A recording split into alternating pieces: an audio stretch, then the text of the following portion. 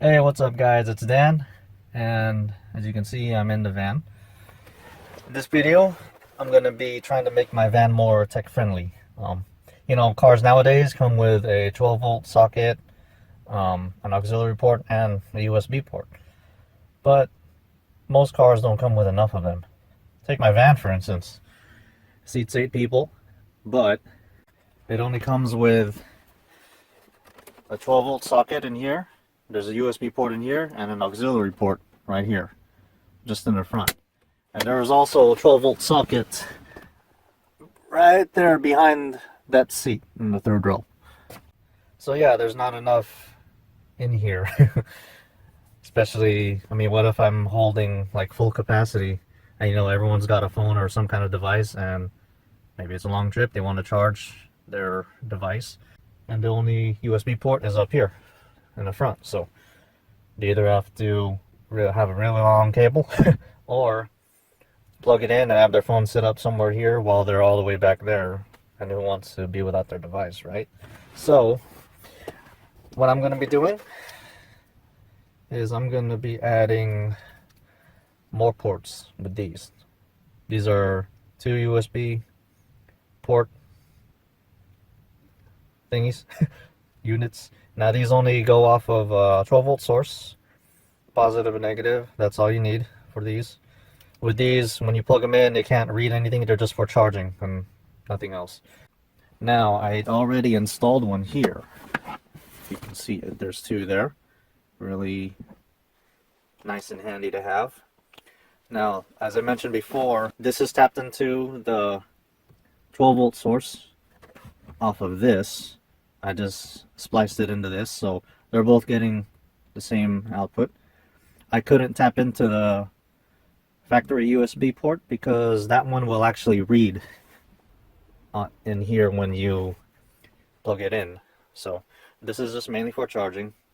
If someone wants to plug in their device or whatever to listen to music, then they got an auxiliary port, which is fine to use. Now the factory USB port is still in there, and it's actually powering, I have it on a split Y connector. So it's powering both my mirror dash camera. I'm not sure if I even mentioned that I have this. You can kind of see where the screen is for the camera, but it's a rearview mirror, that's a camera. There's the lens in the front. And it's also powering this. Now this is a phone holder, which is also a charger as well.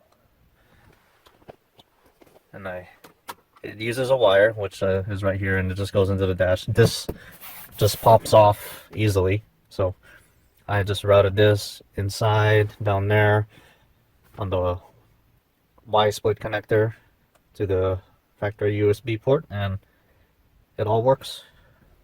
So for these, like I said before, these just tap into a 12-volt source. I'm gonna have to drill a hole that big.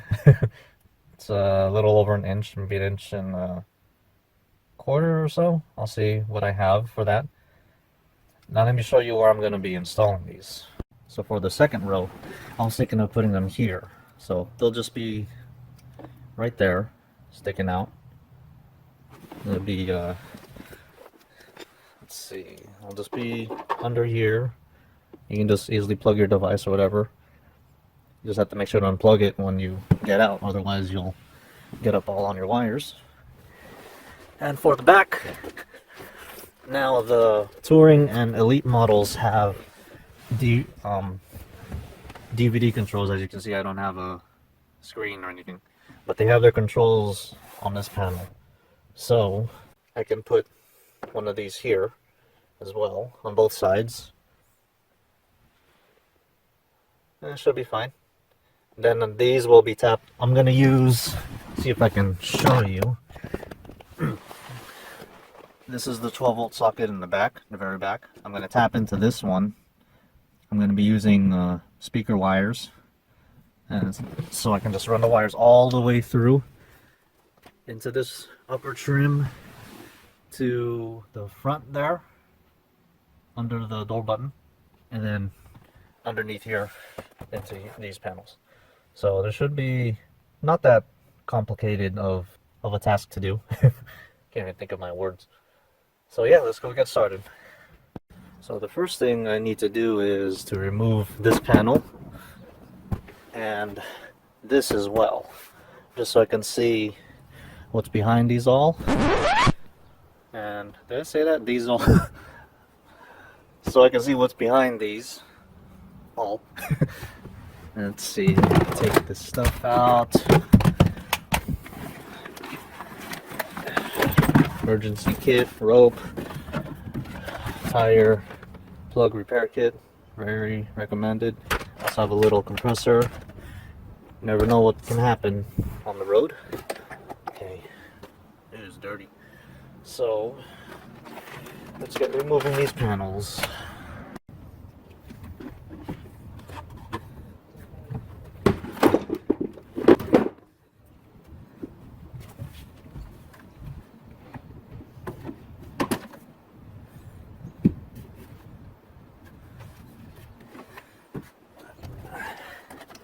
You can see the 12-volt socket right there. I'm hoping there's room back there for this. So first I have to take this panel off, which is right there. There are two of these holding it, right there and here. These are right up there too. Those are just for the cargo net.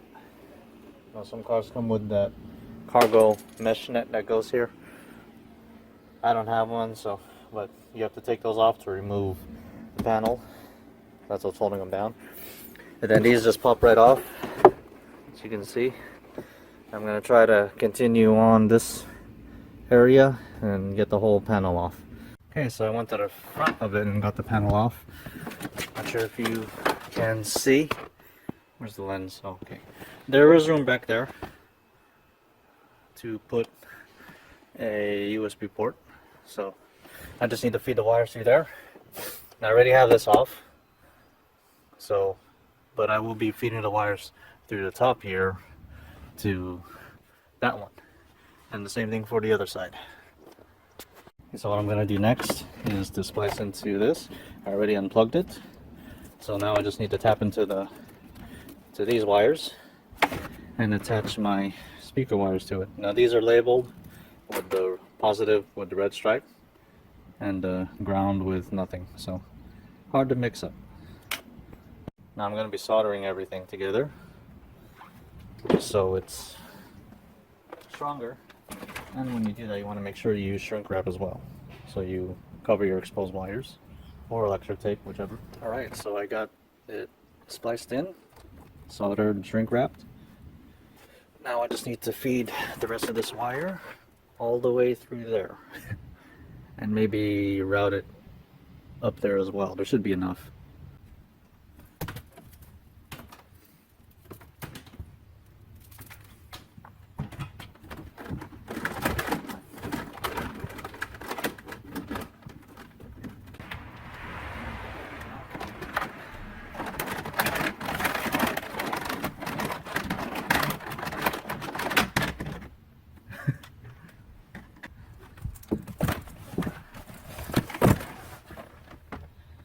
Here I just need maybe this much or so.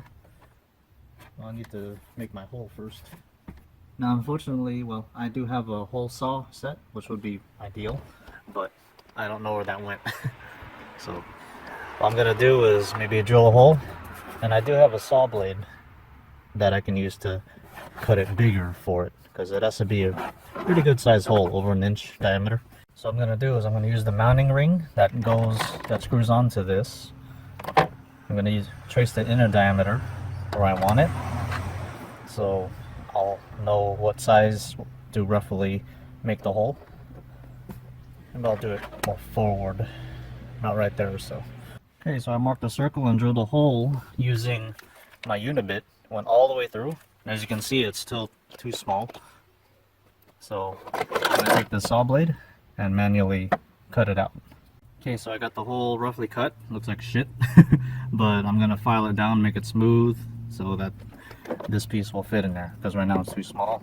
But yeah, whatever's happening here, it'll cover it up anyway, so that's fine. Okay, so there's my hole.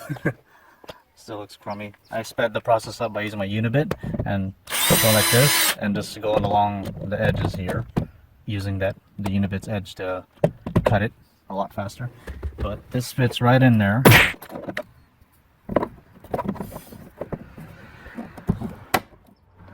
Fits in there just fine. And then I'm going to be securing it with the lock ring on the other side. But before I can put this on, I need to run the wires through here and get it connected to this. Now these came with 2 female adapters, so it plugs right into these. But before I do any of that, I'm gonna make my wire splices off of this so that it can go both over there and on this side as well. And then that should be it. Alright, as you can hear, I've got my vacuum running off the 12 volt, so that still works. Trying to clean up my area here. It's a cheap vacuum, does the job though.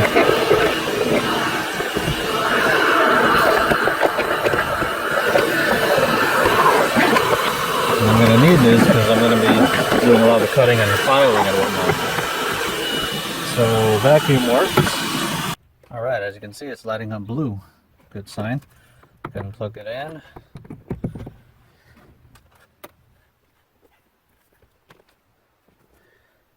And it's charging, as you can see the icon there with the lightning bolt. Alright.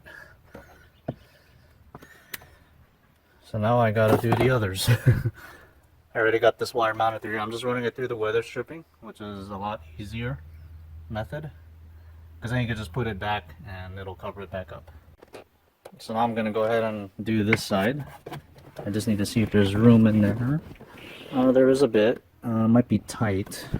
I did plan on putting it here. If I have to put it here, that's okay. So let me see if I can yank this guy off. I think this bottom one, this comes off somehow. Yeah, there we go. You just need to be careful not to break anything. As you can see, this just popped right off. It's caught on my shoelace, as you can see. Oh, never mind. So yeah, there you go. That's off. So now I got room to maybe pull this guy off. Let's see. That should be enough for me to work with. There might be some room here. If not, I can put it here, which will be fine. Yeah, should be okay right here. That way it's like more out of the way. Okay, so I got my hole drawn, as you can kind of see there. So now I'm just gonna take my drill and drill it out. It goes in so easily.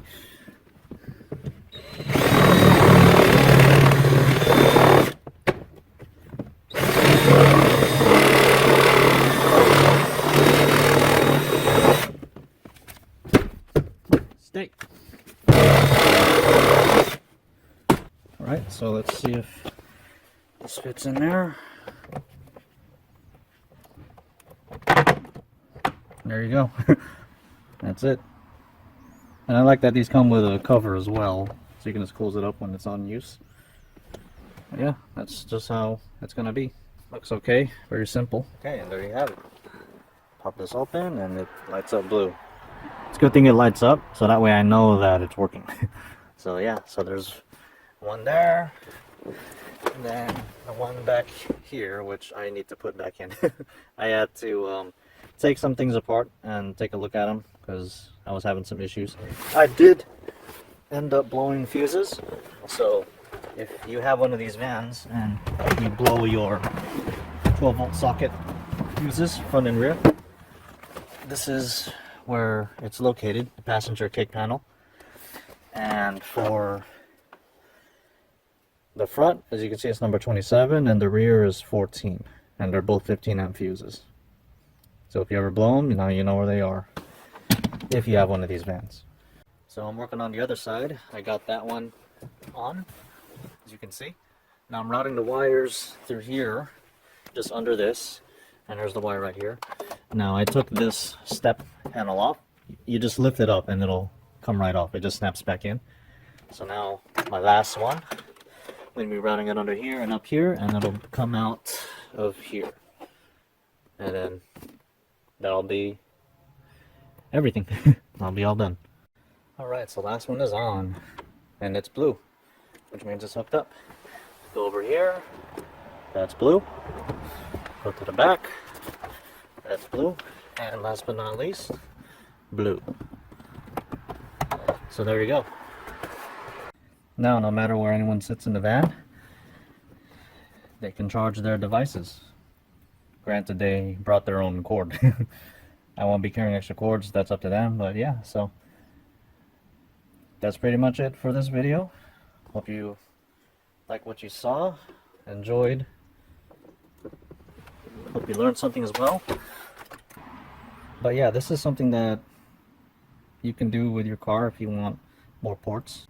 This van is equipped with a good amount of features, maybe a few less than the touring and elite models, but I'm sure it still has the required alternator and battery to power everything. So if your car's got a good battery and alternator, then you can do this. If you have a simple car or whatever, then you probably don't need to. Maybe if you have a sedan, you can just add maybe one of these. Just add 2 ports to the back seat or whatever.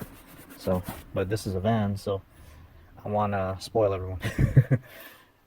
So, yeah. Don't forget to like, comment, and subscribe, and I'll see you guys in the next one.